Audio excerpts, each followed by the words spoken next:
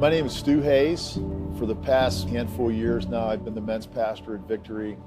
And one of the things that Pastor John asked me to do was to intentionally identify those younger leaders and start pulling them in. So two men that stand out are Brian Source and Brandon Landry. When I look at those two guys and I think about the progression of how we've come to know each other, a lot of it was around the campouts where I saw their heart. I saw their care for other people. I saw their willingness to step in and help. So me, as a spiritual Abraham, a spiritual father, I look at the people around me that I am nurturing and what can I put into them so that there's multiplication. So along the way, I tapped Brian and I said, we're looking for prayer partners. What would you think about joining the team? And Brian started to develop in some things. And then I said, Brian, hey, what would you think about being a service leader for the prayer partners, which is the next step of being a prayer partner? Brian stepped into that role and he developed and he was developing. And by nature of me asking him to step in and help do some things, there were things being called out in him to where he began to grow. And his confidence grew. You could tell that he felt like he was stepping into a true calling. And now Brian today is one of our key leaders. He's a right arm to me in men's ministry and just taking us to a new level. At some point along the way, Brandon approached me and said that he wanted to get together for some spiritual guidance. He was going through some struggles, uncertainties in his life.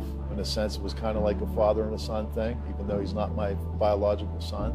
And I was able to help him in those vulnerable moments. And since then, I've seen Brandon develop into more confidence in who he is in Christ and his calling. He's become one of our key hike leaders. He was part of the core team that launched the hike, and he's a huge resource for us at Victory Family. To me, the most admirable thing about Stu is his commitment to the Lord, his commitment to God's purposes, to reach the hearts of men. There's a personal part of my life that is different because of what Stu has invested in me, the time and the relationship that he's built with me. I feel like I have my Abraham. I feel like I have somebody that I can go to that knows me, that's going to be able to talk with me, and I can tell him anything. It's not transactional, it's relational. It's investing in the next generations. It's investing in me because he sees something in me that maybe I don't see in myself. He sat with me and he talked with me. He wasn't dismissive of my pain. He wasn't dismissive of my story. I really value that. That really helped me grow. It really did.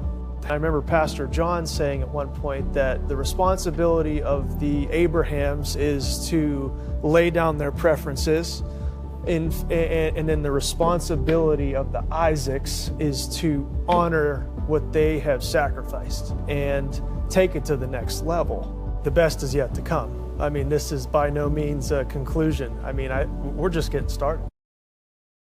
What I get excited about now is seeing their success and to watch them thrive right now. It makes me know that I have invested in the right way.